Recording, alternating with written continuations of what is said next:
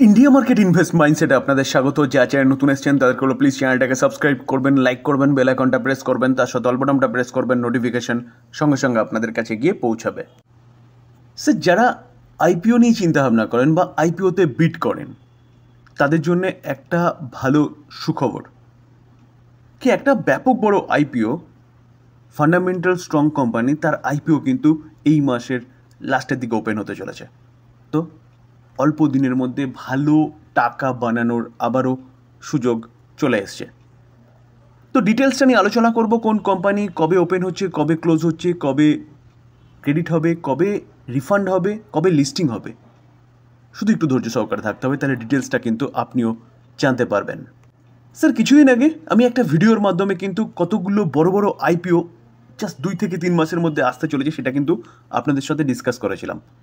তো তার মধ্যে একটা অন্যতম আইপিও হচ্ছে এইচডিবি ফাইন্যান্সিয়াল সার্ভিসের আইপিও। তো এইচডিবি ফাইন্যান্সিয়াল সার্ভিস, যে কোম্পানিটা ফাইন্যান্সিয়াল সার্ভিস প্রোভাইড করে, তো এই কোম্পানিটা কিন্তু এইচডিএফসি ব্যাংকের সাবসিডারি।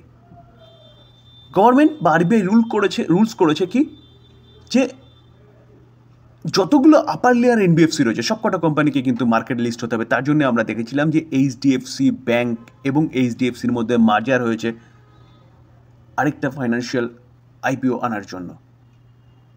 তো এই কোম্পানিটা কিন্তু এইচডিএফসি ব্যাংকের সাবসিডারি।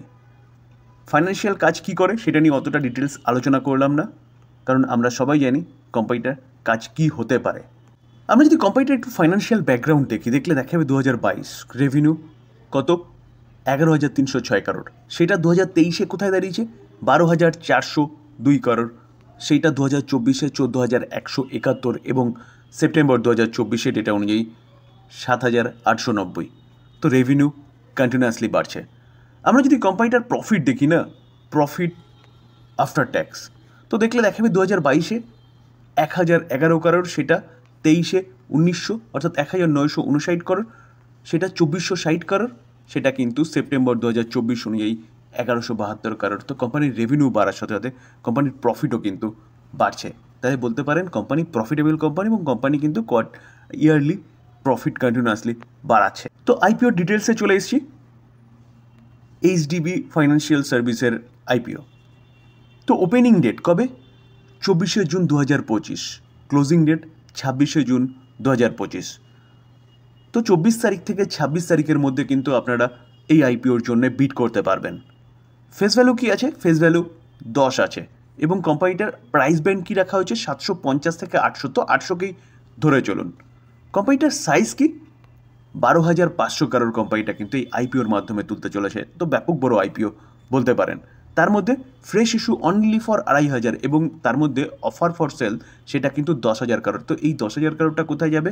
এইচডিএফসি ব্যাংকের কাছে, কারণ এইচডিএফসি ব্যাংকই কিন্তু এই কোম্পানিটার প্রমোটার এবং ওএফএসের মাধ্যমে যে স্টেকটা তারা সেল করছে সেই স্টেকটা সেল করার যে অ্যামাউন্টটা অর্থাৎ 10,000 করোড় সেটা কিন্তু এইচডিএফসি ব্যাংকের কাছেই যাবে। আইপিও লিস্টিং ডেট লিস্টিং কোথায় হবে?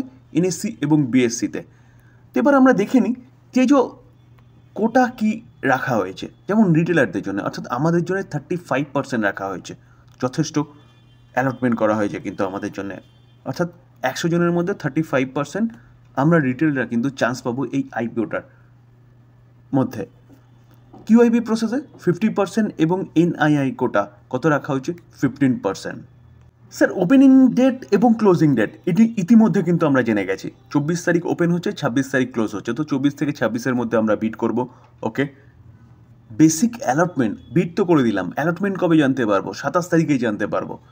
27 তারিখে অ্যালটমেন্টের কথা জানতে পারবো। রিফান্ড কবে হবে? 30শে জুন, অর্থাৎ যারা পাবেন না তাদের রিফান্ডটা অর্থাৎ টাকাটা ব্যাংকের অ্যাকাউন্টে চলে আসবে 30শে June. Credit to demat account কততে হবে?